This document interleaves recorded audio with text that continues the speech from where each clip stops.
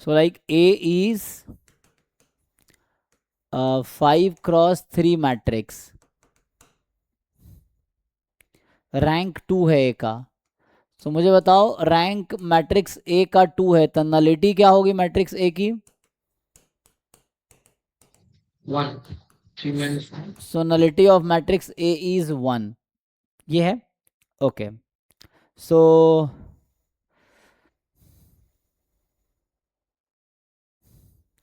अब एस एक सेट है, x belongs to R3 such that ax is b. Okay, define the translation of subspace v by x naught. Translation मतलब होता है x के element को हम ट्रांसलेट कर रहे हैं, लाइक शिफ्ट कर रहे हैं। Translation kind of you can shifting, so change of origin जैसे होता है ना, उस टाइप का समझो। तो v के एलिमेंट में x नॉट का ट्रांसफॉर्मेशन हो रहा है, क्या हो रहा है, ट्रांसलेशन हो रहा है। तो this set is x not plus element of v where v belongs to capital V। तो बोला ये रहा है कि then S is empty set, define the translation of subspace V of this by x not, ठीक है। तो then S is empty set, S has only one element, S is a trans एक ओके, S में कितने element है? तो पहले तो ये बताओ ax is equal to B, इस सिस्टम के पास कितने सॉल्यूशन है ये पूछना चाह रहा है। एस क्या है? Solution set of this equation. तो मुझे बताओ इस इक्वेशन के पास कितने सॉल्यूशन है गिवन इन्फॉर्मेशन के अकॉर्डिंग? लगता तो है इनफाइनाइटली नहीं सर। कैसे? रैंक ऑफ ए कितना है? 2 2 है। है। और rank of A augmented B कितना हो सकता है? ये 5x3 की मैट्रिक्स है ना? Okay, so rank of A augmented B अब डिपेंड करता है बी पे।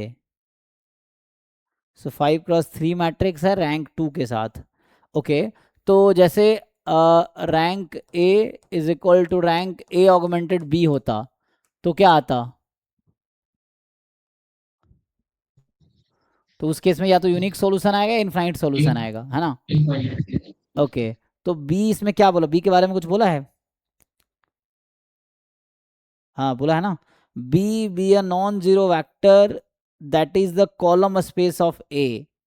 बी जो है ए का ही कॉलम स्पेस है, तो इसका मतलब ये हुआ कि बी के आने से इसके रैंक पे कोई इफेक्ट नहीं पड़ेगा, क्योंकि रैंक क्या होता है? Number of linearly independent column. तो इसमें एक और कॉलम ऐड हो गया, बट वो कॉलम ऐड होके कोई नया, क्या बोलूँ, डायमेंशन क्रिएट नहीं करेगा, बिकॉज वो जो बाकी कॉलम्स है उसी का लीनियर कॉम्बिनेशन है। तो इसका रैंक भी 2 ही रहेगा। तो ये इक्वल टू 2 है, जो कि लेस देन n है। n यहाँ 3 है ना, यहाँ m5 m×n। तो इससे क्या पता चला? इन्फिनाइट सॉल्यूशन है। ओके, तो ऑप्शन ए कह रहा है कि इसके पास नो सॉल्यूशन है, ऑप्शन बी कह रहा है इसके पास यूनिक सॉल्यूशन है, तो दोनों गलत हो गया। तो ए बी ऑप्शन तो रॉन्ग हो गया। अब सी डी पे आओ, S is translation of one dimensional subspace. अब ये कह रहा है कि एस के अंदर इसको तुम एलिमेंट बनाओ, लाइक दे आर सेइंग कि एक्स नॉट प्लस वी अगर एस का एलिमेंट होता है तो बताओ वी के बारे में क्या कह सकते हो? तो देखो, तो X not plus V S में होने का क्या मतलब है? ए टाइम, है ना, A time X not plus V कितना हो जाएगा? इसको सॉल्व करना है हमें। तो इससे v का आपको डायमेंशन निकालना है, you have to find dimension of v। अच्छा, ए एक्स नॉट कहाँ से आया था? Define the translation of subspace v of R Q by this. तो S is translation of one dimensional subspace.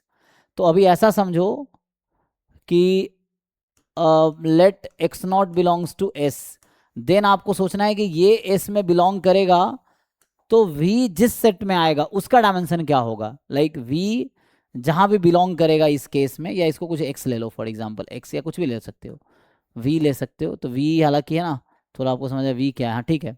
तो v जहां भी बिलोंग करेगा, मान लो मैं बोल रहा हूँ v belongs to capital V, so what is dimension of v, they are asking this. X not already S में है, तो X not plus V S में होने के लिए v का डायमेंशन क्या होगा ये पूछ रहा है आपसे। तो मतलब आपको पता है पहले से ए एक्स नॉट इज बी। अब ये भी बी हो गया, तो उस केस में एक्स नॉट प्लस वी भी एस में बिलोंग करेगा, तो उसके लिए वी जिस स्पेस में बिलोंग करेगा उसका डायमेंशन क्या है ये पूछ रहा है, तो सॉल्व करो जरा।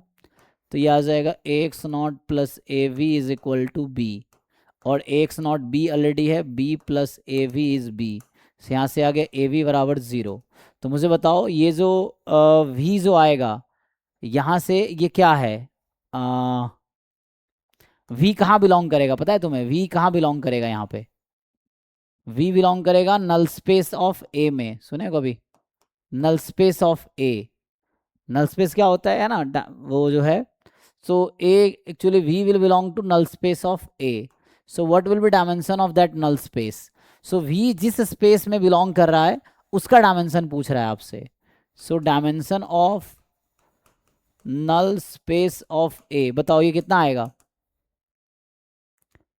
नल स्पेस के डायमेंशन को क्या बोलते हैं, नलिटी, नलिटी पहले से हमें पता है 1 है, तो ये 1 आ गया। अब ऑप्शन देखो, तो ये कह रहा था S is the translation of one dimensional सब स्पेस, इसका मतलब ये हुआ कि जैसे एक्स नॉट एस में है तो एक्स नॉट प्लस वी भी एस में होगा अगर वी का डायमेंशन 1 होगा तो, ठीक है, उस तरह से, या वी अगर नल स्पेस में बिलोंग करेगा तो वैसा, so it is translation of one dimensional सब स्पेस, इस तरह से कुछ।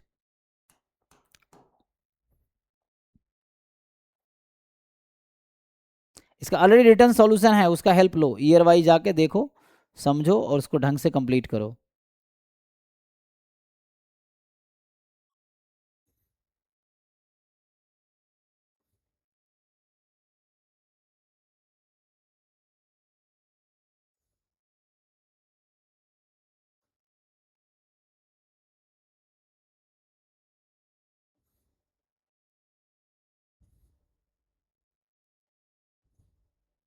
सर मॉक टेस्ट में यूनिट वाइज जो मॉक टेस्ट होता है वो अभी सिर्फ प्रोबेबिलिटी